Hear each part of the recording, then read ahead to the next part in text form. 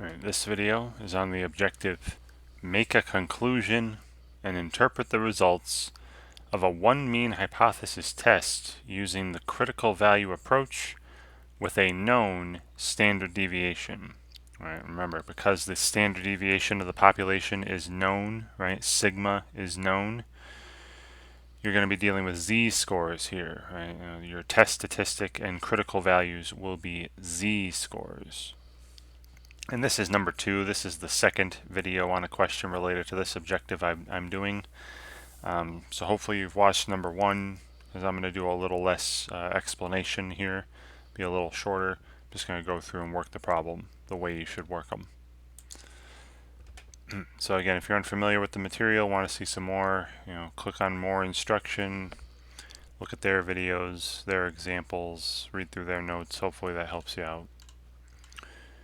Alright, so here, suppose a company states that its market share is less than 16%. Notice the alternative hypothesis here involves, mu, this average market share, I assume, is less than 16.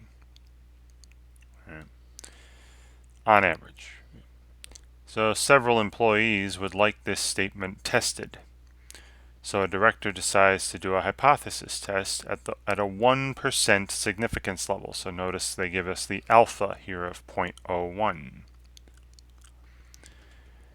He conducts 21 surveys, collects the proper data, and works through the testing procedure. Now 21 is the sample size.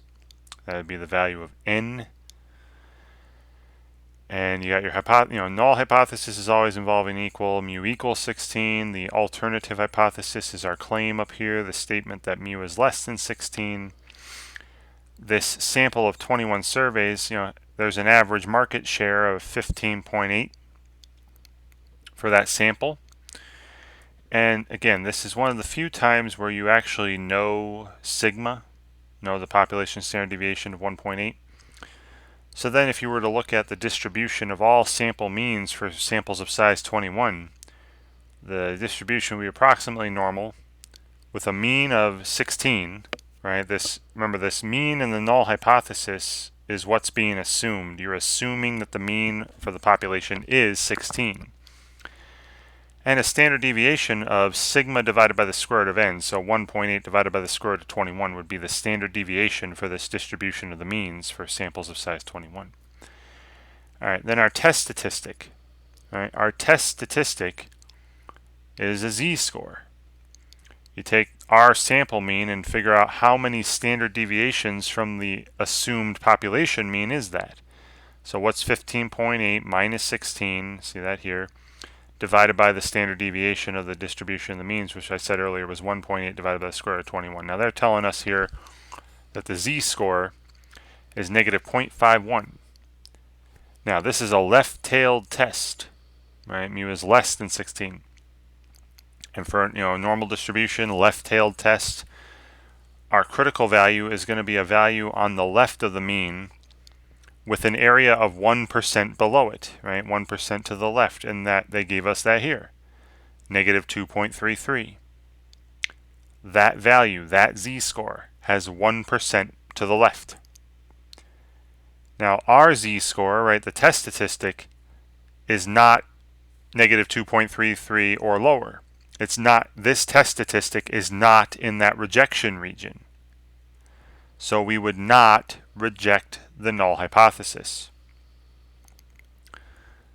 Alright, so going all down here, they tell us, I move the dot to what test this is. I said it was left-tailed, right? So just this first one.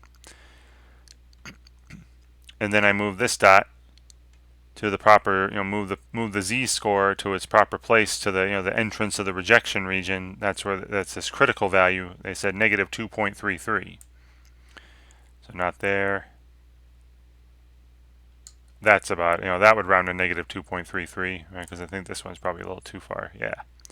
So this value here, negative 2.326, negative 2.33. So there's the entrance to our rejection region. And again, the test statistic for our sample was negative 0.51. Negative 0.51 would be where my cursor's waving right now. That's definitely not in the rejection region.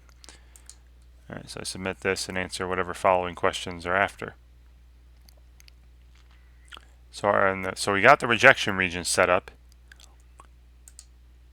All right, then they ask us, you know, based on the outcome of that company's studying regarding the market share and the following results, conclude whether to reject or not reject the null. I told you, right? I showed you. There's our rejection region with the critical value and everything. Our particular test statistic, negative 0.51, is not in there. So we would not reject the null. Do not reject the null because the test statistic is not in the rejection region.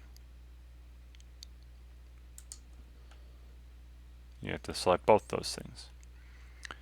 And I think there's one final part. Yeah. So based on that result, what would you conclude? Now, remember the conclusion is always about the claim.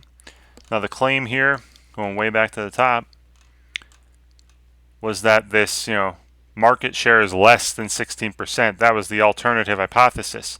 But we didn't reject the null. We kept the null. So that means we're rejecting the alternative, right? So we're going to say that there's not enough evidence to support the claim. We're not, we're Xing out the alternative, keeping the null based on all this information. So there's not enough evidence at the 1% significance level to conclude that the market share is less than 16% on average, right? We're not supporting that claim. This says there is enough evidence to support it. No, that's not what we did. And then what else is true? Well, this was a left-tailed test, and our test statistic was greater than the critical value, so we didn't reject the null. This is also true. Right? Both of these statements are true when regarding this particular test. All right. And that's it for that kind of objective. Right? You've seen me do it. This is my second video. You've seen me work out a couple problems like this. Now, in the video number 1, I obviously did more writing, more explaining. So hopefully you watched that and got a lot out of that. And this one, I just explained things out loud without writing anything, because we were given enough information here to make a conclusion of a hypothesis test. We were given the test statistic, we were given the critical value, and that's all you need to know whether or not you're rejecting the null hypothesis, and then to know what your conclusion is going to be. So hopefully this video helps you out, when you're working on these kinds of problems on your own. Pardon me, and thank you very much for watching.